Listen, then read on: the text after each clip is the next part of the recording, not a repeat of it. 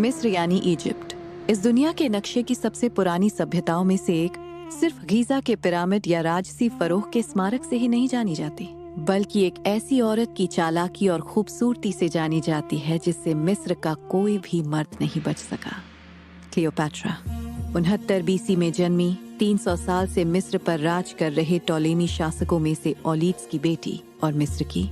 आज की रात क्लियोपैट्रा के लिए वो रात थी जिसकी सुबह उसकी जिंदगी हमेशा के लिए बदल देने वाली थी।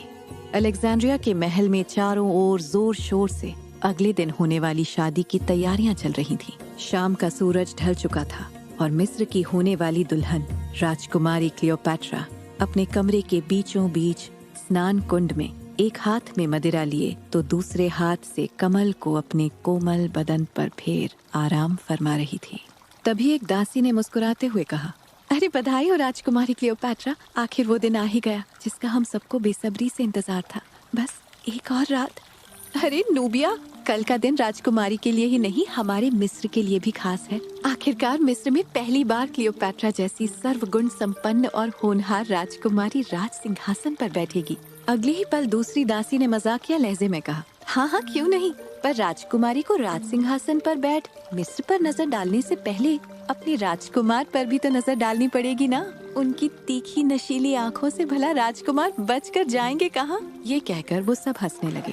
क्लियोपैट्रा ने एक तिरछी मुस्कान के साथ कहा, कौन सा राजकुमार मुझे पहली बार देख रहे हैं, पर ये मिस्र, ये तो इस महारानी को पहली बार राजगद्दी पर बैठे देखेगा। और वो अपनी बात पूरी भी नहीं कर पाई थी कि तभी एक आदमी के चीखने की आवाज आई। सबका ध्यान उस आवाज की तरफ गया। उस वक्त राजकुमारी के कक्ष के दरवाजे पर डर से कांप रहा नौकर खड़ा था। राजकुमारी, आपके कमरे में सांप है। उसके ठीक सामने एक बड़ा सा नीली आंखों वाला जहरीला सफेद सांप कुंडली मारकर बैठा हुआ था, जो उसकी तरफ ही देख रहा था और बार बार आवाज करते हुए अपनी जीभ बाहर निकाल रहा था। लेकिन क्लियोपैट्रा को इस बात से ज्यादा फर्क नहीं पड़ा। उसने आराम से मदिरा की एक चुस्की ली और नौकर से बोली, उससे अपनी नजरें मत हटाना और हिलना भी मत, वरना बेशक तुम्हारी ये आखिरी चीख होगी। उस सांप को देखकर उस नौकर का शांत खड़े हो पाना तो मुश्किल ही था, पर तभी ये कहते हुए क्लियोपैट्रा नजाकत के साथ अपने स्नान कुंड से बाहर आई और उसकी दासियों ने उसे रेशमी चोगा उड़ा दिया। बताओ क्यों आए हो यहाँ? ये बोल क्लियोपैट्रा ने उस सांप को अपनी पैनी नजरों से बड़े ध्यान से देखा। उन दोनों की नजरें मिलते ही वो सांप पालतू जानवर की तरह उसकी तरफ सरसराते हुए पहुंच गया और देखते ही देखते वो उसके हाथों पर चढ़कर उसके कंधे पर जाकर बैठ गया। ये देख उस नौकर की आंखें घबराहट से बाहर आ गईं। उसने हिम्मत करके अपने हाथ में रखा थाल आगे बढ़ाया और कांपते हुए बोला, ये तोहफा आपकी बहन आर्सिनोए ने आपके लिए भेजा है ताकि आप इसे कल समारोह में पहन सके, और अजीजा जी ने आपको चंद्र कक्ष में बुलाया है। उसकी बात सुनते हुए क्लियोपैट्रा उस सांप को बड़े प्यार से निहारते हुए अपने आंखों के सामने लेकर आई और उस नौकर को वहां से जाने का इशारा किया, लेकिन नौकर अब भी वहीं खड़ा था। नौकर देखना चाहता था कि आखिर क्लियोपैट्रा इतने जहरीले सांप के साथ करने क्या वाली है। उन दोनों की आंखें एक जैसी नीली थीं, लेकिन अगले ही पल राजकुमारी ने उस सांप को वापस नीचे उतार दिया, जिससे डरकर वो नौकर वहां से भाग गया। इसी बीच रोम का राजदूत अपने कुछ सैनिकों के साथ सीधे राजकुमार टोलेमी के कक्ष की तरफ तेजी से बढ़ रहा था। उस वक्त इन सब से अनजान राजकुमार टोलेमी प्रधानमंत्री पोथाइनस और अन्य साथियों के साथ आलीशान तख्त पर बैठ अपने राजा बनने की खुशी में जश्न मना रहा था। तभी रोम का राजदूत अचानक उनके कक्ष में अंदर आ गया और बोला, राजकुमार टोलेमी, सेवा में हाजिर। मैं रोम का राजदूत रोम के महाराज की तरफ से राजगद्दी पर बैठने वाले के लिए संदेश लेकर आया हूँ। उसकी बात सुन हंसी ठहाकों की आवाज तुरंत शांत हो गई। उसे बिना इजाजत कक्ष में आते देख टोलेमी आग बबूला हो उठा। तुम्हारी हिम्मत कैसे हुई इस तरह मेरे कमरे में आने की? मेरी इस गुस्ताखी के लिए मुझे माफ कर दीजिए राजकुमार, पर यह संदेश राजगद्दी पर बैठने से पहले आप तक पहुंचाना बहुत जरूरी था। टोलेमी ने चिढ़ते हुए खत को अपने हाथ में ले लिया और उसे जाने का इशारा किया। जाते जाते राजदूत ने एक आखिरी बार रहस्यमयी ढंग से टोलेमी से कहा, एक बात और राजकुमार, रोमन सैनिकों ने अपनी छावनी मिस्र के बाहर ही लगा रखी है। जरूरत पड़ने पर महल में दोबारा आने में हमें देरी नहीं होगी। और वो वहां से सीधे चला गया। टोलेमी ने खत को खोलकर देखा। उस खत में रोमन भाषा में कुछ लिखा हुआ था। उसने नजरें चुराते हुए वो खत पुथाइनस को पकड़ाकर उसे पढ़ने को कहा। लेकिन जब पुथाइनस ने खत को देखा तो उसके चेहरे के हाव भाव ही बदल गए। अपनी घबराहट को छुपाते हुए उसने टॉलेमी से कहा, इसमें तो आपकी तारीफें लिखी हैं।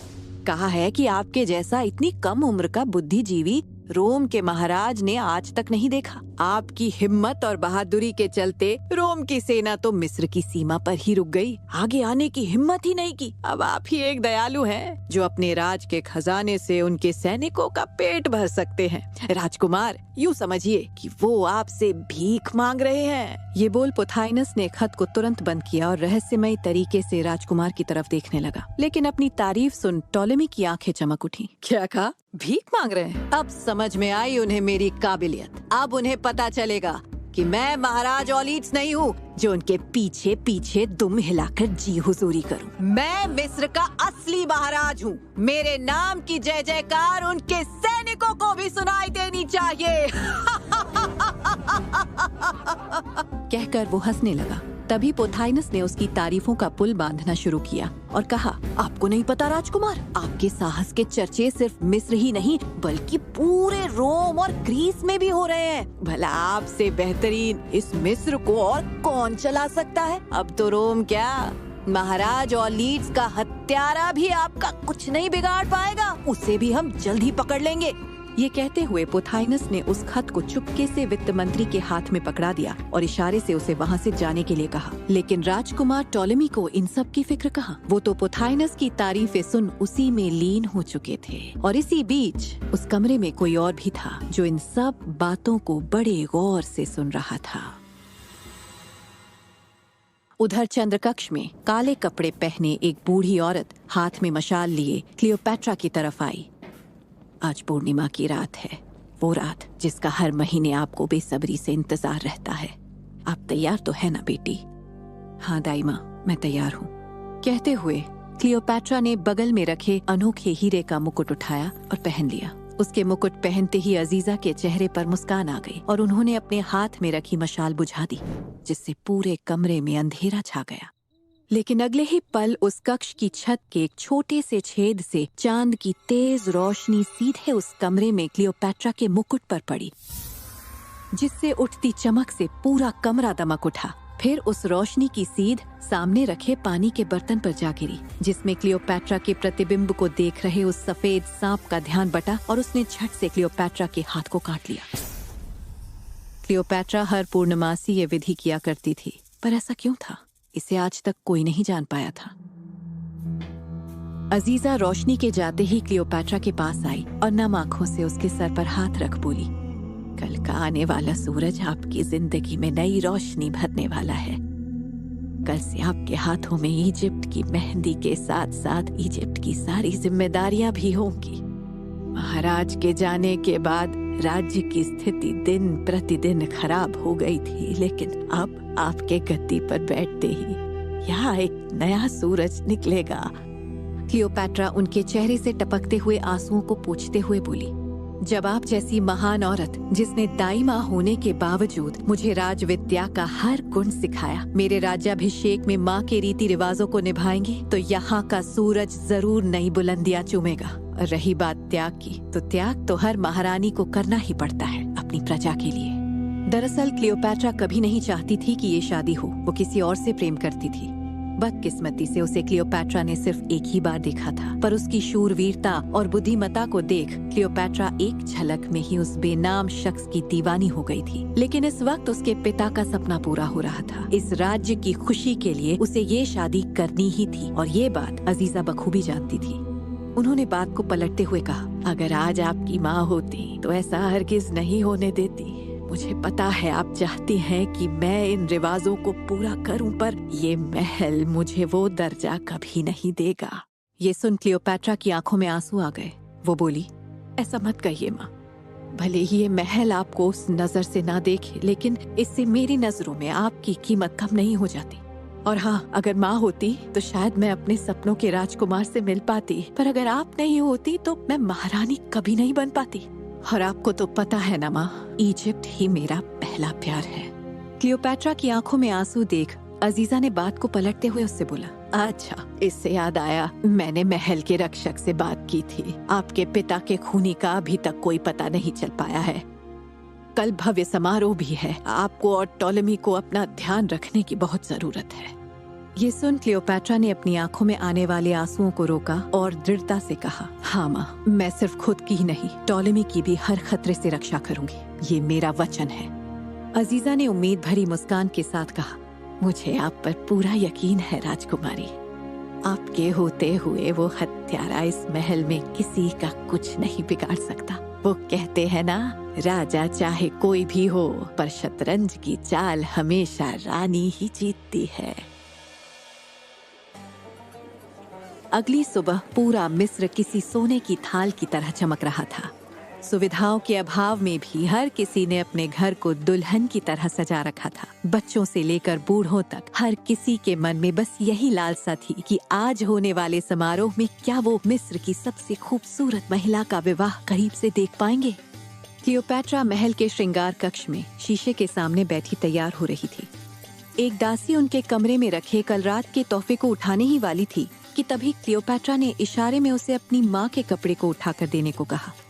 चारों ओर से लिपटा हुआ सन के कपड़े से बना इजिप्ट का पोशाक जब क्लियोपैट्रा ने पहना तो हर कोई दंग रह गया। दुल्हन के रूप में मड़ियों से बनी कमर की पेटी उसके बदन की आकृति को बखूबी उभार रही थी। उसके गले के आभूषण और उसके चेहरे का तेज किसी अप्सरा की तरह चमक रहा था। ये सब उस सांप के काटने का असर था जिसे क्लियोपैट्रा अपनी खूबसूरती बढ़ाने के लिए इस्तेमाल करती थी। जब क्लियोपैट्रा तैयार होकर बाहर आई, उसे दुल्हन के रूप में देख भावुक हुई अजीजा ने उसकी बलाएं ली और उसे अपने साथ आइसिस और ओसिरिस के मंदिर की ओर लेकर चली गई। वहाँ वो एक संकरी सुरंग के पास पहुँचे जिसकी दीवारों पर कलाकृतियों के रूप में मिस्र का इतिहास लिखा हुआ था। अजीजा ने क्लियोपैट्रा को इशारा करते हुए कहा, आप अंदर जाकर अपने पूर्वजों से आशीर्वाद लीजिए। मैं यहीं खड़ी होकर आपका इंतजार करूंगी। क्लियोपैट्रा मंदिर के अंदर चली गई। इस समय ग्रेट पिरामिड ऑफ गीजा के ठीक सामने लगे मंच के पास जनता की भीड़ इकट्ठा होने लगी थी। उनकी आंखें बस मंच पर टिकी हुई थी। आसपास के देशों के राजा महाराजा भी वहां आए हुए थे, और आते भी क्यों नहीं। आज का होने वाला समारोह उनके आने वाले कल की राजनीति की नींव खड़ी करने वाला था। उधर अजीजा क्लियोपैट्रा का इंतजार कर रही थी कि तभी सुरंग में किसी के हांफने की आवाज गूंजने लगी। अजीजा जी, कहाँ हैं आप? मुझे आपको कुछ बहुत जरूरी बात बतानी है। एक सिपाही दौड़ते हुए आया तो अजीजा उसे देख चौंक कर बोली, तुम यहाँ पर कैसे? तुम्हें यहाँ आने किसने दिया? और ये हांफते हुए क्यों आ रहे हो? ये सब छोड़िए, आप ये सुनिए। कल राजकुमार टॉलेमी के पास रोम का राजदूत आया था। मैंने खुद अपनी आंखों से देखा। वो गद्दी पर बैठने वालों के लिए एक पत्र लाया था, पर वो पत्र हमारी राजकुमारी तक नहीं पहुंचा। प्रधानमंत्री ने जो कुछ भी उस पत्र में पढ़ा, न जाने क्यों मुझे वो सही नहीं लगा। राजकुमार तो ये भी कह रहे थे कि उनके साहस को देख रोम जरूर डर गया होगा। मुझे बात कुछ सही नहीं लग रही है। अतुम अपनी सांसें संभालते हुए बोला। अजीजा सोच में पड़ गई और परेशान होते हुए बोली, ठीक है, एक काम करो, किसी भी तरह उस पत्र को ढूंढो। और हाँ, अभी ये बात राजकुमारी को नहीं पता चलनी चाहिए, नहीं तो वो चिंता में डूब जाएंगी। इस वक्त उन्हें बस इस समारोह पर ध्यान देने की जरूरत है। ये मसला हमें अभी खुद ही संभालना पड़ेगा। तुम इसकी और जानकारी निकालो, पर याद रहे कोई तुम्हें पहचान न पाए। ठीक है, अब जाओ। अंदर क्लियोपैट्रा आइसिस और ओसिरिस की बड़ी सी सोने की मूर्ति के सामने नमन कर रही थी। चारों ओर दीवार पर मिस्र के इतिहास के सभी फारोह के चित्र सोने के पत्थर पर नक्काशित थे। उसकी नजर पास में रखे एक पारदर्शी मर्तबान पे गई जिसमें काले रंग का एक बड़ा सांप कैद था। इससे पहले कि कुछ पूछने के लिए वो अपना मुंह खोलती, राजपुरोहित ने उन दोनों की ओर देख बड़ी ही गंभीर आवाज में कहा, नियति ने तुम्हारे लिए पहले से कुछ चुन रखा है। आज का दिन तुम्हारे जीवन को हमेशा के लिए बदल देगा। ये कह उन्होंने उसे आशीर्वाद दिया और समय से मंच पर पहुंचने को कहा। मंच के पास खड़े लोग दूल्हा दुल्हन का इंतजार कर रहे थे। तभी माँ की गोद में एक लड़की बोली, माँ देखो, राजकुमारी आ गई। वो देखो माँ। माँ ने पलट कर देखा। लाखों की भीड़ के बीच से 800 सैनिक और 200 नाचने गाने वाली महिलाओं के साथ क्लियोपैट्रा का रथ महल के प्रवेश द्वार से निकलता हुआ मंच की ओर बढ़ रहा था। कुछ सैनिक घोड़े पर सवार थे तो कुछ हाथ में भाला लिए सीधी कतार में चल रहे थे। जैसे जैसे रथ आगे बढ़ रहा था, वीणा और लठ जो मेसोपोटामिया से लाए गए थे, उन्हें बजाने वालों की उत्सुकता और उनकी मधुर आवाज तेजी से पूरे मिस्र राज्य को क्लियोपैट्रा के आह्वान का संदेश दे रही थी। रथ पर बैठी क्लियोपैट्रा दोनों हाथों में स्वर्ण और नीले रंग की शाही छड़ी, सर पर मिस्र का मुकुट और आंखों में तेज लिए दूर से ही अपनी जनता का एक मुस्कान के साथ अभिवादन कर रही थी। तभी भीड़ की दूसरी ओर से एक और बड़ी झांकी आई, जिसमें टॉलेमी अपने रथ पर बैठ हंसते हुए अपनी तलवार को गर्व से लोगों को दिखाते हुए मंच की तरफ आ रहा था। उनके मंच पर आते ही तालियों की गूंज के साथ बातों का सिलसिला भी शुरू हो गया। क्या ये राजकुमारी क्लियोपैट्रा का छोटा भाई है? एक आदमी ने पूछा तो दूसरे आदमी ने कहा, हाँ यही तो है। टॉलेमी महाराजा का सबसे छोटा बेटा अभी सिर्फ 13 साल का ही है, पर सुना है इतनी कम उम्र में भी बहुत शक्तिशाली है। वहाँ बगल में एक विदेशी ने आश्चर्य से पूछा, क्या भाई बहन होकर भी ये दोनों सच में शादी करने वाले हैं? और नहीं तो क्या, देखकर लगता है बाहर से आए हो। तभी तुम्हें नहीं पता, हमारे कुल देवता आइसिस और ओसिरिस भी भाई बहन ही थे।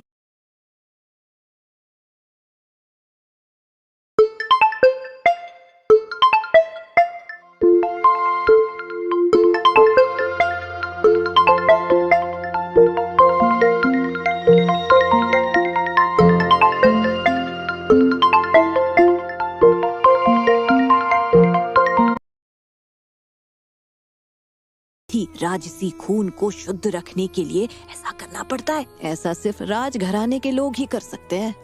अच्छा, क्या राजकुमारी क्लियोपैट्रा को शादी करने के लिए कोई और राजकुमार नहीं मिला था? नहीं नहीं, ऐसा बिल्कुल भी नहीं है। बस यूँ कहो कि राजकुमार मिलने का कोई अवसर ही नहीं मिला। दरअसल महाराज अपनी वसीयत में लिख गए थे कि मिस्र का आने वाला कल टॉलेमी और क्लियोपैट्रा के हाथ में ही है। महाराज की हत्या के बाद रोम ने मिस्र पर टैक्स न भरने का बहुत दबाव डाल रखा है। इस विवाह से मिस्र को महाराजा और महारानी मिल जाएंगे और बंदी बनाए गए मिस्र के मजदूरों को भी छोड़ दिया जाएगा। शायद उन्हें नहीं पता था कि उनकी ये बातें उनके बगल में खड़ा मूंछों वाला एक सेठ भी बड़े ध्यान से सुन रहा था। कुछ ही देर में शादी की सारी रस्में मिस्र के रीति रिवाजों के साथ मंच पर पूरी की गईं और ऐलान हुआ कि सूरज सीधा चढ़ते ही राज्याभिषेक का महासमारोह शुरू हो जाएगा। सभी की तरह क्लियोपैट्रा और टॉलेमी भी वापस महल के एक कमरे में आ गए। कमरे में आते ही टॉलेमी ने क्लियोपैट्रा से बड़ी खुशी के साथ कहा, मेरे पास आपके लिए कुछ है। ये सुन क्लियोपैट्रा हिचकिचाते हुए बोली, मेरे लिए? पर भाई, आपको मुझे कुछ देने की क्या? वो आगे कुछ बोलती उससे पहले ही टॉलेमी ने उसकी बात वहीं रोकते हुए कहा, ना, अब मैं तुम्हारा भाई नहीं, तुम्हारा पति हूँ और ये तोहफा एक पति का अपनी पत्नी के लिए है। वो धीमे कदमों से क्लियोपैट्रा के पीछे गया और उसकी आंखों पर काली पट्टी बांधते हुए उसके करीब आकर बोला, तोहफा मिलते ही कहीं आप खुशी से पागल तो नहीं हो जाएंगे? उनके शयन कक्ष में जाकर उसने क्लियोपैट्रा की आंखों की पट्टी खोली। वहाँ न जाने कितना सोना और आभूषणों से भरे बक्से रखे हुए थे। टॉलेमी को लगा था कि क्लियोपैट्रा इन सारे आभूषणों को देख उसकी दीवानी हो जाएगी, पर ऐसा तो कुछ भी नहीं हुआ। उल्टा क्लियोपैट्रा भड़कते हुए बोली, ये सब क्या है टॉलेमी? ये सब कहाँ से आया? आपको पता है ना, शाही खजाना दिन पर दिन खाली होता जा रहा है। लोगों के पास खाने को खाना नहीं है और आप मुझे उपहार स्वरूप लोगों का पैसा दे रहे हैं। क्लियोपैट्रा का ये रूप देखकर टॉलेमी ने आश्चर्य के साथ कहा, क्या मतलब?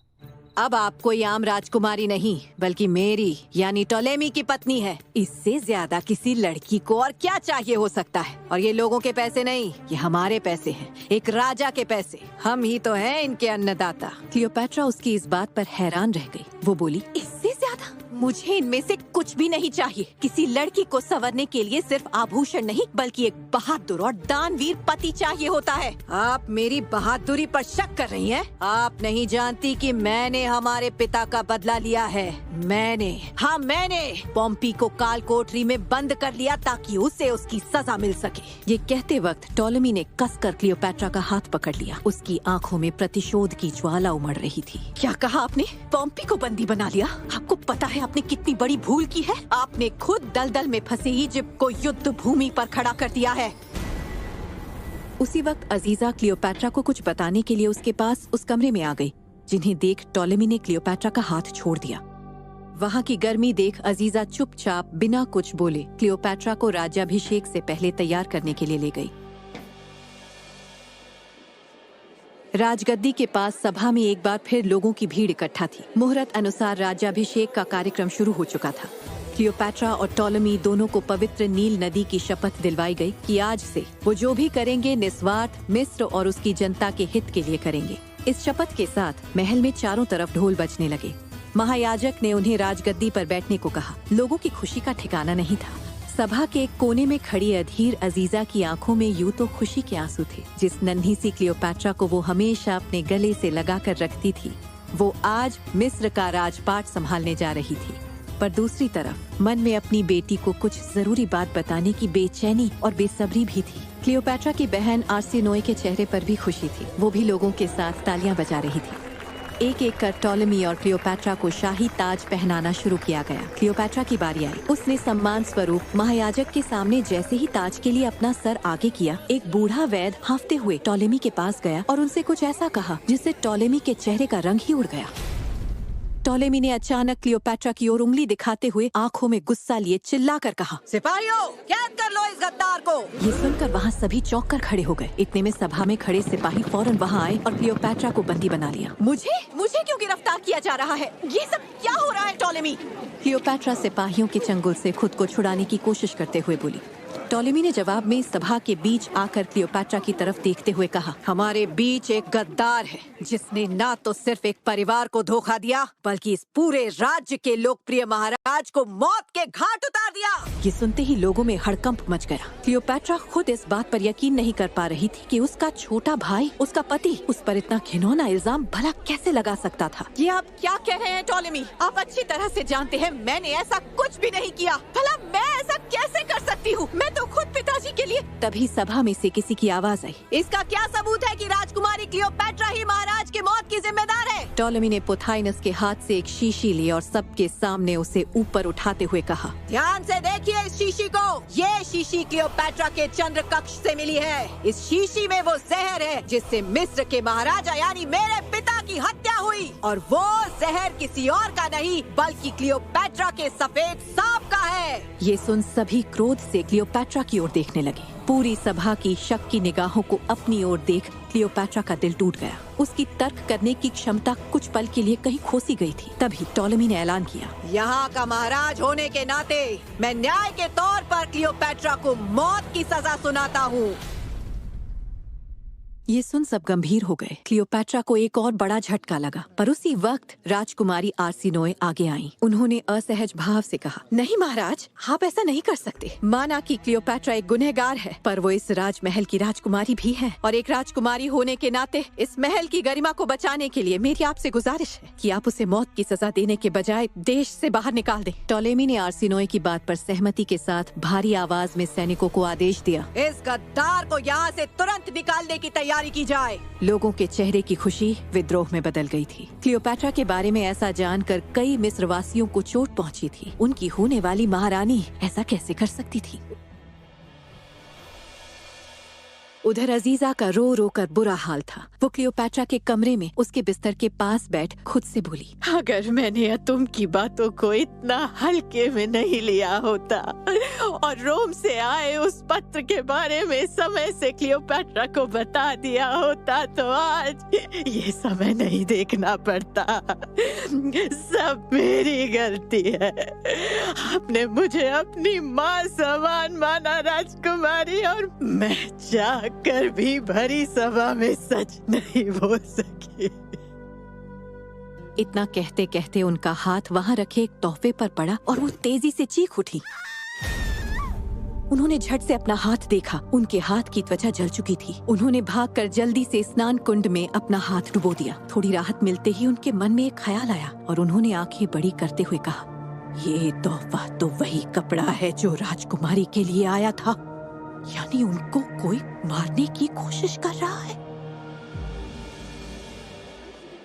दूसरी ओर सुबह आई उसी लाखों की भीड़ के बीच से सैनिक क्लियोपैट्रा के हाथ पैर बांध उसे कम से कम वस्त्रों में, बिना किसी सामान या पैरों में चप्पल के, मिस्र की सीमा के बाहर ले जा रहे थे। क्लियोपैट्रा की आंखें नम थी, शरीर पर मिट्टी लगी हुई थी। वो राजकुमारी जिसकी खूबसूरती को मिस्र का हर एक मर्द देखने को तरसता था, उसे आज बिना किसी श्रृंगार के पूरे मिस्र के सामने बेइज्जती के साथ निकाला जा रहा था। ऐसी खूबसूरत पत्नी को भला कौन खुद से दूर रखना चाहेगा? चल के महाराज से बोले क्या? अगर उन्हें नहीं पसंद तो हमें ही दे दें। इस लड़की की छुअन से तो हमारा जीवन धन्य हो जाएगा।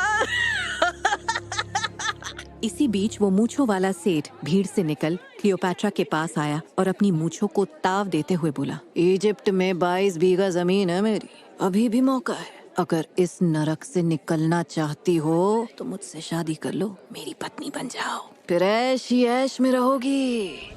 ये कह उसने लालच भरी निगाहों से क्लियोपैट्रा को देखा। क्लियोपैट्रा की आंखें गुस्से से लाल थीं। उसने रुक कर उस सेठ को देखा और फिर उसके करीब जाकर बड़ी ही नशीली आवाज में कहा, मुझे इजिप्ट की 22 बीघा जमीन नहीं, मुझे पूरा इजिप्ट चाहिए। ये सुन हैरानी से उस आदमी की आंखें बाहर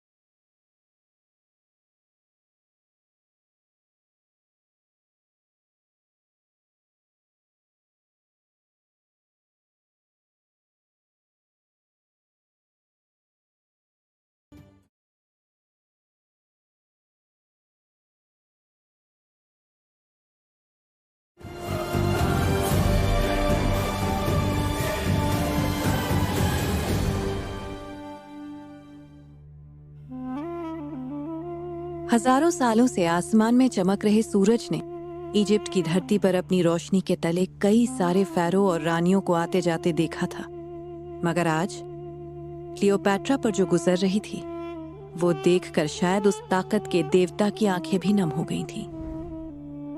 क्लियोपैट्रा को अपने पिता और इजिप्ट के महाराज ओलीट्स की मौत के आरोप में सजा के तौर पर देश से निकाल दिया गया था। जिस राजकुमारी ने अभी तक अपनी पूरी जिंदगी गुलाब के पानी में अपने पैर धोए, आज बेड़ियों में बंधे उसके नंगे पैर थकी रफ्तार से देश के बाहर जा रहे थे। जिस सूरत पर लोग अपनी जान छिड़कते थे, आज उसी पर थूक रहे थे। पूरी रात महल से इजिप्ट की सीमा तक का सफर तय करती क्लियोपैट्रा के पैरों में छाले पड़ गए थे। रेगिस्तान की रात में कम कपड़ों में क्लियोपैट्रा का बदन ठंड से कांप रहा था। पूरे रास्ते खुली आंखों के सामने उसे लोगों की धिक्कारने और बेरहमी से ताने मारने की तस्वीरें दिख रही थी। यूं तो उसने अपना पूरा हौसला जुटा रखा था, फिर भी कहीं न कहीं उसका दिल और दिमाग सदमे में था। भिस्ती के हाथों जमीन पर कोड़े से घिसने की आवाज के अलावा भी क्लियोपैट्रा के कानों में आवाजें गूंज रही थीं। कौन सोच सकता था कि इस खूबसूरत चेहरे के पीछे शैतान छुपा हुआ है। राजगद्दी के लिए अपने ही पिता का कत्ल कर दिया। छी छी छी। हाँ, और बेशर्मी तो देखो, इसने तो अपने पिता को मारकर रानी बनने की तैयारी भी कर ली थी। वो तो हमारे नए राजा का दिल भला है जो इसे केवल देश से निकाल रहे हैं। अरे अब ईश्वर करे ये औरत कभी इस धरती पर कदम ना रखे। ऐसी विशैली औरत तो बस हमारे मर्दों का मन भ्रमित कर सकती है। रानी तो दूर की बात है, ये तो नौकरानी बनने लायक है। क्लियोपैट्रा के चेहरे पर दुख, अपमान, क्रोध, निराशा जैसे कई सारे भाव एक साथ उमड़ रहे थे। एक ही पल में सब बदल गया था। उसके अपने लोग उससे मुंह मोड़ चुके थे। तभी साथ आए भिस्ती ने कहा, कुछ देर के लिए यहीं रुक जाना बेहतर है। पीछे पीछे दो नौकर जो साथ आए थे वो भी रेगिस्तान में अंजीर के पेड़ के पास रुक गए। वहां रखे एक पत्थर पर बैठ क्लियोपैट्रा ने अपनी हालत पर सोचते हुए मन ही मन कहा, इस खेल की शुरुआत भले ही मेरे अपमान से हो रही है, मगर ये अंत नहीं है। मेरी तरफ उठती हर गंदी निगाह, हर बदतमीजी का बदला लूंगी मैं। आज वक्त मेरे खिलाफ खड़ा है, कल वही वक्त मुझे इजिप्ट की गद्दी पर बैठते हुए देखेगा। उधर महल में परेशान अजीजा खुद में ही बड़बड़ा रही थी। मेरी बेटी न जाने कहाँ होगी, किस हाल में होगी, खाना पीना खाया होगा कि नहीं। मुझे इस साजिश का पता लगाना ही होगा। कोई तो है जो उन्हें मारना चाहता है। मुझे तुमको ढूंढना होगा। तभी अचानक उनकी निगाह महल के विशाल दरीचे पर पड़ी, जहां से अतुम तेजी से उनकी तरफ बढ़ा चला आ रहा था। उसे इतनी जल्दी में आते देख अजीजा भी उसकी ओर तेजी से चलने लगी। उनसे मिलते ही अतुम ने इधर उधर देखा और फिर धीमी आवाज में उनसे बोला, बड़ी मेहनत से रोम की चिट्ठी हाथ लगी है, लेकिन ज्यादा समय के लिए नहीं। मुझे इसे जल्द से जल्द वापस ताक पर रखना होगा ताकि किसी को भी शक न हो। फिर उसने अपनी पेटी से एक खत निकालकर अजीजा को पकड़ाकर उन्हें कहा, 2 दिन बाद मैं शाम को यहीं आपको मिलूंगा। अजीजा ने उससे वो चिट्ठी ली और उसके सर पे हाथ रखते हुए बोली, मुझे पता है तुम इसे अपनी जान पर खेल कर लाए हो, तुम्हें नहीं पता। तभी अचानक उन्हें दूर से किसी के चलने की आहट महसूस हुई, तो अजीजा ने अपनी आवाज और धीमी कर ली, तुम्हें नहीं पता कि तुमने मुझे कितनी बड़ी उम्मीद दी है। अब मैं चलती हूँ, अपना ध्यान रखना। और इसी के साथ दोनों अपने अपने रास्ते किसी अनजान की तरह निकल गए। अगले दिन अजीजा ने सबसे पहले उस खत को खोला जो अतुम आधी रात को लेकर आया था। खत में बड़े अक्षरों में साफ साफ लिखा था, रोम इजिप्ट की गैर जिम्मेदारी से तंग आ चुका है। बार बार कहने पर भी इजिप्ट के शासक ने अभी तक रोम को जाने वाला सालाना टैक्स पिछले 2 साल से नहीं चुकाया है। अब सिर्फ 6 महीने का वक्त है। यदि इस सूचना के बाद भी इजिप्ट ने टैक्स पेटी नहीं भरी तो उसे 2 गुना टैक्स और जुर्माना दोनों भरना होगा। यदि ऐसा नहीं हुआ तो इजिप्ट का हर एक बच्चा भूख से रोएगा, महिलाएं बाहर निकलने से डरेंगी और पुरुष जिंदगी भर गुलामी की जिंदगी जिएंगे। रोम के 10,000 सैनिकों की छावनी अब इजिप्ट की राजगद्दी से ज्यादा दूर नहीं। अगर समय पर भरपाई नहीं हुई तो इजिप्ट के पतन का जिम्मेदार सिर्फ राजकुमारी क्लियोपैट्रा और राजकुमार टॉलेमी होंगे। सालुतरी दिन रोमा। ये खत पर मानो अजीजा की सांसें ही रुक गई थी। हे ईश्वर, अब आप ही कुछ करिए। अगर इस समय कोई इजिप्ट को इस काल से बचा सकता है तो वो सिर्फ और सिर्फ क्लियोपैट्रा ही है। मुझे जल्द से जल्द महाराज टॉलेमी को जाकर समझाना होगा कि इजिप्ट को इस वक्त क्लियोपैट्रा की सख्त जरूरत है, नहीं तो मौत खुद इस मिट्टी पर तांडव मचाएगी। दिन रात एक कर देने के बाद क्लियोपैट्रा किसी तरह सीमा से काफी नजदीक पहुंच गई थी। अब कुछ ही दूर सीमा पर लगी लोहे की बाड़ साफ नजर आ रही थी, जिसके पार थोड़ी दूरी तक राज्य रहित भूमि भी दिख रही थी, जहां क्लियोपैट्रा अब से न जाने जीवन का कितना समय बिताने वाली थी। भिस्ती ने अपने कोड़े को जमीन पर पटक सबको रुकने का संकेत दिया और फिर क्लियोपैट्रा से कहा, अब आपको यहाँ से अकेले ही जाना होगा। हमें बस यहीं तक आने की इजाजत है। पर मैं जाऊंगी कहाँ? यहाँ तो दूर दूर तक रुकने या रहने की कोई जगह ही नहीं है। क्लियोपैट्रा ने चिंता जताते हुए कहा, वैसे तो कानून के हिसाब से देश निकाला का मतलब ही यही है कि आपको यहाँ इस मौत की रेत में अकेला छोड़ दिया जाए। पर फिर भी आपकी इस नाजुक हालत को देख आपको बता दूं कि उस पार कुछ आदिवासी हैं जो आपकी मदद कर सकते हैं। बस उनसे ये कह दीजिएगा कि आप वही हैं जिस पर आज से 200 साल पहले राजगद्दी पर बैठने का सट्टा लगा था। अदोफो का फरमान है। ये कहकर वो क्लियोपैट्रा को बस एक चमड़े की बनी पानी की बोतल दे वहां से हंसते हुए चला गया। अब बीच रेगिस्तान में क्लियोपैट्रा अकेली थी।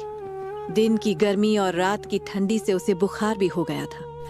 वो बचे हुए रास्ते को बस किसी तरह पूरा कर ही रही थी कि अचानक बहुत तेज हवाएं चलने लगी। ये क्या, रेत के चक्रव्यूह को भी आज ही आना था? क्लियोपैट्रा को सामने कुछ भी नजर नहीं आ रहा था।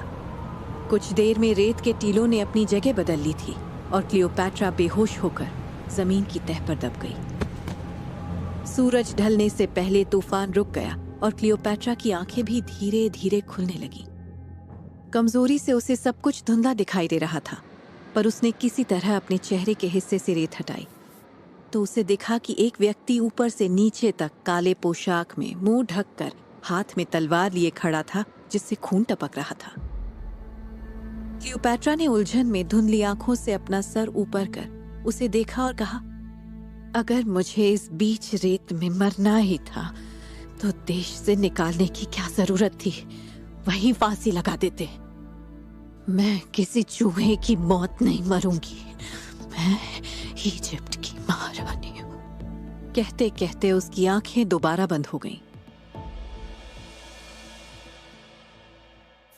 उधर अजीजा महल के लंबे गलियारे को पार कर महाराजा टोलेमी के कमरे के बाहर पहुंची, पर वहां मौजूद सैनिकों ने अपना भाला अड़ाते हुए उन्हें अंदर जाने से मना कर दिया। महाराज ने अंदर अभी किसी को भी आने से मना किया है, कोई खास उनसे मिलने आया है। अजीजा ने शक के साथ मन में कहा, कोई खास? वो भी इस समय? कहीं इस चिट्ठी के संबंध में तो? ये सोच उसने भाला एक तरफ किया और कहा, यदि मैं इस वक्त महाराज से नहीं मिली तो रोम के सैनिक बगैर किसी इजाजत तुम्हारी गर्दन नाप रहे होंगे। समझ में आया कुछ, या फिर से समझाऊं? और इतना कहते ही अजीजा के हाथ में चमकता हुआ खंजर नजर आने लगा। अजीजा का ये रूप देखकर सैनिक सहम गया और इस बीच अजीजा तेजी से कक्ष के अंदर चली गई। अंदर का दृश्य पर्दे के महीन कपड़े से झांकता हुआ अजीजा के सामने था। महाराज अपने आलीशान पलंग पर तकिए के सहारे लेटे हुए थे और एक औरत, जिसकी पीठ अजीजा की ओर थी, अपने हाथों से उन्हें अंगूर खिला रही थी। खुले बालों में वो औरत टोलेमी की आंखों में आंखें डाल अपनी उत्तेजना को आग दे रही थी। तभी एक निवाला अंदर जाते ही टोलेमी ने उससे पूछा, क्लियोपैट्रा को उस समय ही मौत की सजा दे देना ठीक था, है ना? इस सवाल पर उस औरत ने महाराज के बालों पर अपने हाथ फेरे और कहा, ऐसा करना गलत होता महाराज। अगर वो मर जाती तो उसके चाहने वाले उसके लिए सहानुभूति रख सकते थे। इसलिए आपने अंत में जो भी सोच समझकर फैसला लिया, उससे सांप भी मर गया और लाठी भी नहीं टूटी। टोलेमी को उसकी बात कुछ समझ नहीं आई। तभी वो औरत अपने हाथ उसके चेहरे पर फेरते हुए बोली, मैं ये कहना चाहती हूँ कि क्लियोपैट्रा यदि मर जाती तो उसका गुरूर कैसे टूटता? अब वो इजिप्ट से बाहर रहकर जब आपको शासन करते देखेगी, दर दर भटकेगी, तब उसको पता चलेगा कि उसने आपको बेवकूफ समझ कितनी बड़ी भूल की है महाराज। टोलेमी उस औरत की बातों में पिघलते जा रहे थे। वो भी उस औरत के हाथ पे हाथ रखकर बोले, न जाने क्यों आज मुझे तुम्हारी बात एकदम सही लग रही है। सच में असली मजा तो उसका गुरूर तोड़ने में ही आएगा। पर्दे के बाहर से ये दृश्य देख रही अजीजा ने घृणा से अपना मुंह फेर लिया। ये मैं क्या देख रही हूँ? कौन है ये औरत? वो दबे पैर वापस लौटने ही वाली थी कि तभी उसने उस औरत के हाथ पर कुछ देखा। एक तरफ उसने देखा कि वो औरत टोलेमी को अभी भी रिझाने की कोशिश कर रही थी, तो दूसरी तरफ उसके दूसरे हाथ में जलने का ठीक वैसा ही निशान था जैसे अजीजा के हाथ में क्लियोपैट्रा के लिए आए हुए तोहफे से हो गया था। उसका मुंह खुला का खुला रह गया और वो बोली, अब तो किसी पर भी भरोसा करना बहुत मुश्किल है। इससे पहले कि कुछ अनर्थ हो जाए, मैं खुद क्लियोपैट्रा तक ये बात पहुंचाने जाऊंगी। दूसरी तरफ क्लियोपैट्रा की जब एक बार फिर आंखें खुली तो उसने देखा कि वो एक छावनी में पलंग पर लेटी हुई थी। माथे पर पानी की पट्टी रखी हुई थी, बाल खुले हुए थे और किसी ने उसे पतले कपड़े की चादर ओढ़ा रखी थी। ये देख क्लियोपैट्रा चौंकते हुए उठकर बैठ गई। हड़बड़ाते हुए उसने अपने माथे से पट्टी हटाई, बगल में रखे तांबे के ग्लास को हाथ में पकड़ चिल्लाने लगी, कौन है यहाँ? और ये मुझे कहाँ लेकर आए हो? तुम्हें मुझे मारने के लिए आखिर भेजा किसने है? क्लियोपैट्रा मानसिक रूप से इतनी सतर्क थी कि उसे समझ नहीं आया कि वो तो इस समय सबसे सुरक्षित हालत में है। उसकी आवाज सुन बाहर खड़ा पोशाक वाला आदमी अंदर आया, और उसके सामने हाथ जोड़कर बोला, महारानी की जय हो। मैं यहां आपको मारने नहीं बल्कि आपकी मदद करने आया हूं। उसकी इस बात पर क्लियोपैट्रा को बिल्कुल भी यकीन नहीं हुआ। शारीरिक रूप से कमजोर होने के बावजूद क्लियोपैट्रा फट से बिस्तर से उठ गई और विराट रूप में उसे आंखें दिखाते हुए बोली, मुझे सीमा पर ही खत्म कर देना चाहते हो ना, ताकि किसी को पता ही ना चले। बताओ किसने भेजा है तुम्हें, नहीं तो आज यहाँ किसी एक का खून जरूर हो जाएगा। उसे यूं देख आदमी ने अपने चेहरे से कपड़ा हटाया और घुटनों के बल उसके सामने बैठकर बोला, महारानी, मैं इजिप्ट का ही सैनिक हूं और आपको अपना जीवन समर्पित करने आया हूं। जब मुझे पता चला कि आपको देश से निकाला जा रहा है तो मैं आपका पीछा करते करते यहाँ तक आ गया। अगर आपको याद हो तो वो आप ही थी जिसने मेरी बेटी को रोता देख महाराज ओलीट से कहकर अपने हार के बदले मुझे रोम की गुलामी से बचा लिया था। तभी मैंने तय कर लिया था कि अब मेरा ये जीवन आपका है। मेरी बेटी तो आज भी आपको महारानी नहीं बल्कि अपना फैरो मानती है। क्या उस लड़की के बाएं गाल पर एक बड़ा सा तिल है? क्लियोपैट्रा थोड़ा शांत होते हुए बोली, हाँ महारानी, वही है मेरी बेटी। ये कहते हुए सैनिक की आंखों में आंसू आ गए और वो क्लियोपैट्रा की ओर जमीन पर उसे नमन करने लगा। अब क्लियोपैट्रा को सैनिक की बात पर सच में यकीन होने लगा था और उसकी वफादारी देख उसके मन में मानो उम्मीद की एक किरण सी जाग गई थी। एक आखिरी बार क्लियोपैट्रा ने भावुक होते हुए उससे पूछा, तो फिर तुम्हारी तलवार पर वो खून? वो तो उस आदिवासी का था जिसने अदोफो के साथ आपको मारने का सौदा किया था, सैनिक ने जवाब दिया। पूरी बात जानकर क्लियोपैट्रा को अब उस पर पूरा यकीन हो गया था। उसने सैनिक को वापस उसके बगल में बैठने को कहा और कुछ सोचने के बाद वो बोली, ठीक है, अब मुझे तुम्हारी एक मदद चाहिए, लेकिन इसमें जान का खतरा हो सकता है। बोलो, मंजूर है? आपके लिए कुछ भी मंजूर है महारानी, सैनिक ने जवाब दिया। उधर महल में वो औरत खुद में बड़बड़ाते हुए टोलेमी के कमरे से बाहर निकल रही थी। महाराज तो सच में बच्चा ही है। कितनी कोशिश की मैंने, फिर भी नहीं माना। हाँ। तभी पर्दे के पास उसका पैर किसी चीज पर पड़ा। ये क्या है? अब क्या इस महल के नौकर ठीक से सफाई भी नहीं करते? ये कहते हुए उसने नीचे देखा तो किसी की पायल जमीन पर पड़ी हुई थी। उस औरत ने हाथ में उस पायल को उठाकर बड़े गौर से देखा और सोचने लगी, भला किसी की पायल यहाँ कैसे आ सकती है? लेकिन तभी उसने देखा कि पायल पर एक खास तरीके का निशान बना हुआ था, जिससे उसे याद आया कि ये पायल तो जानी पहचानी है। अच्छा, तो ये बात है। बिना पायल कितनी दूर भागोगी अजीजा? उधर वो औरत कमरे से बाहर महल के एक कोने में गई और वहां चुपके से कुछ गुंडों को बुलाकर उनसे कहा, मैंने यहाँ तुम्हें एक बहुत खास काम के लिए बुलाया है, जिसके लिए तुम सबको अच्छी खासी रकम भी मिलेगी। उस बूढ़ी अजीजा को लगता है कि वो बहुत होशियार है, छुप छुप कर मेरी बातें सुनेगी और फिर क्लियोपैट्रा की चेली बन उसे सब बता देगी। हरगिज़ नहीं, जाओ जाकर पकड़ो उसे और जहां कहीं भी मिले क्लियोपैट्रा तक पहुंचने से पहले उसके खून से अपनी तलवार रंग देना। और इसी आदेश के साथ वो गुंडे जल्दी से अजीजा को भूखे बाज की तरह ढूंढने निकल पड़े।